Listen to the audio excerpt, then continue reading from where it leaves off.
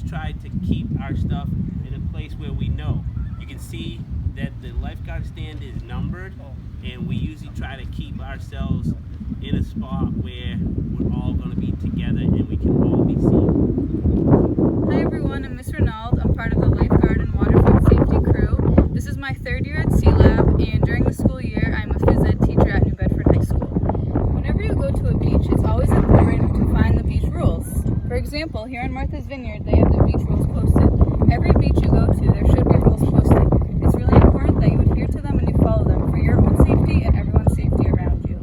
Stay safe, everyone, and don't forget, always wear sunscreen. Down at Sea Lab Beach, and some of the rules that we always have to follow when we're down here at the beach are knowing where the high tide mark is so you can stay about chest deep.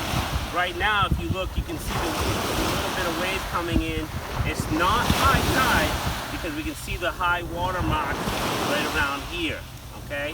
So when we're doing our swim, we always want you to stay in a spot where you're chest deep. Okay, another thing that we always want you to do is to keep things on the ground. We don't throw rocks, we don't throw sand, we don't throw seaweed, and we don't climb on each other. We swim. We always have our group swimming in one area, and you're going to be looking up, maybe seeing the lifeguard stand that we put our stuff in as your reference point. We don't want to go too far away from that point. So we'll always have an eye on you and keep you in, but try to follow those rules, those basic rules when you're at the beach with us. You can also use those rules as you go to other beaches like Horseneck or Port Phoenix. Beaches like Horseneck have very strong undertows and bigger waves, so you have to pay attention and always know where you're going in and a little bit about the water. Mr. Chris is out here down swimming, and if he was caught in a rip current where the water is flowing out and it's really, really strong, and he couldn't swim back into shore in that straight line, we would point him and he would go towards the other side or away from that rip current, and then once he gets to a spot where there is no rip current, he's going to be able to swim in. So he's swimming away from the rip current, and now that he's gotten out of the rip current, he's going to test it by doing a little bit of treading water, and now he can swim in away from that rip current to get out of the water. Go. Hi everybody, Mr. Gris here, gonna go over a few parts of our boat.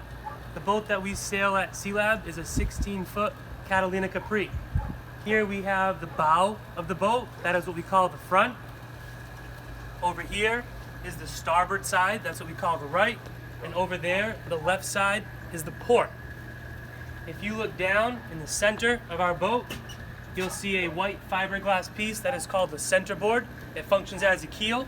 It allows us to counteract the force of the wind, as well as keep the boat upright and sail in whichever direction we choose. As we moved aft, we come to the stern of the boat, where we have our steering mechanism. That's comprised of this wooden tiller, which is connected to a fiberglass rudder that goes in the water. While we're on the boat, we can use this tiller extension to steer from a greater distance. And go. Hi everyone, this is Mr. Barron. I'm going to go over some additional parts of our boats. So the first thing I want to focus on here is our mast. So our mast is what holds our sails in place. And if we look at our mast, we actually have two lines on our mast. This first one that I'm pointing to, this white line, is our main halyard. And what that does, it allows us to hoist our main sheet. On the opposite side, on our port side of the boat, we have a blue line. That is for our jib halyard. And our jib halyard, again, allows us to hoist our jib sheet, which is our sheet on the front of the boat. Now, if we look over here, our mast is actually held in place by what we call shrouds.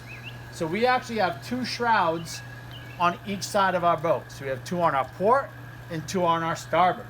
And what this does is it allows our mast to stay upright, and it does give it some flexibility to go back and forth as we catch wind in our sails. So if you notice, this inner one is really, really nice and tight. The outer one's a little loose right now, but if we were to catch some wind in that, that would actually tighten up on this side and loosen up on the other. Now we have a special type of shroud out in the front of the boat, or the bow of the boat. This one is actually called the forestay. Now this also helps hold our mast in place, but it also serves as another function. Okay, with our jib sheet, we need a point of an attachment. So we actually attach our jib sheet, okay, using a shackle, and we have clips on the front of our jib sheet that attach to this forestay. And then we hoist it up so that we can sail using that sheet. Now as we come back to the back of the boat, we have another aluminum piece here that's called the boom. And a lot of people joke about the boom, saying it's the sound that it makes when it hits your head, but it's actually the sound it makes when the wind catches your sails. Now if we look here attached to our boom, we have a few different things. This is called a boom vang, and this allows us to tighten or stiffen up that boom so it doesn't lift.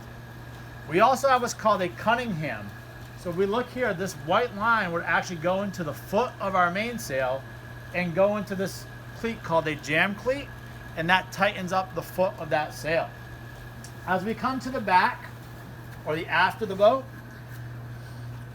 we have what's called our main block. So this actually allows us to control our main sheet. So we can let it out or bring it back in, and that just swings our boom in and out. Now, the final thing that we have back here, this is called an outhaul. So at the foot of our main sheet, okay, we're gonna have a line that goes through this, and this is gonna tighten up along our boom, and it keeps that main sheet nice and tight in the back. And this is a traveler, which allows this boom to swing back and forth. So this way, when we're sailing, if we want our sheets on our port side of the boat, this would swing out towards the port side. If we want them on the starboard side of the boat, it would swing out towards our starboard side. Hi, this is Mr. Varon and Mr. Griss, and we're gonna go over the parts of a sail. So the first sail that I'm gonna go over is our mainsail. So at the top of it is called the head, and that's where it attaches to the top of the mast. As we walk down, we are gonna notice that on our sail, we have these plastic pieces that go in that stiffen our sail. They're called battens. Okay, and that allows us to catch a little bit more wind and go a little bit faster. Now, as we make our way down to the bottom of our sail, we also have these lines here, which are reef lines. What that does is on certain days where it's really windy, we might want to drop or lower our sail. And what we'll do is we'll put it to its reefing point. So we'll attach to here with the Cunningham, and we'll drop that sail. And we use those lines to tie around our boom and drop that sail about 2 feet in length. Now, at the bottom of our sail, this is actually called the foot. So again, the top is the head, the bottom is the foot. We actually have two parts to the foot. The front part, this attaches to our mast, is called the tack. And if we go to the back part, okay, which would go towards the stern of the boat, this is called the clew. Now I mentioned before when I was going over the parts of the boat, the outhaul. This line right here is actually our outhaul, and again, this is what stiffens our sail and allows us to attach it to the stern of the boat.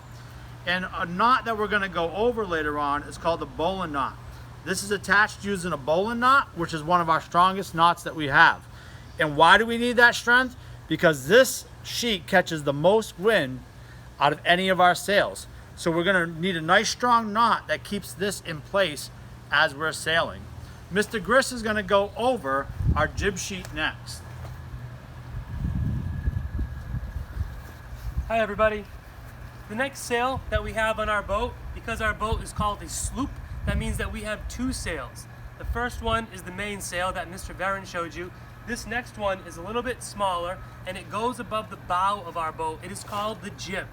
Okay, it works a lot like our mainsail, where we have the head of the sail at the top. Further down, at the bottom, we have the foot.